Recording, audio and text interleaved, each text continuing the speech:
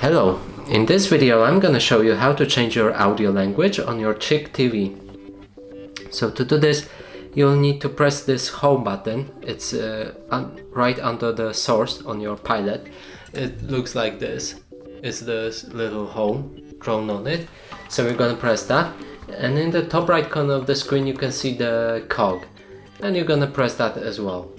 Now if we go to the system, audio languages, we can change our primary and secondary language. So primary is German right now. I'm gonna change that to English and go back.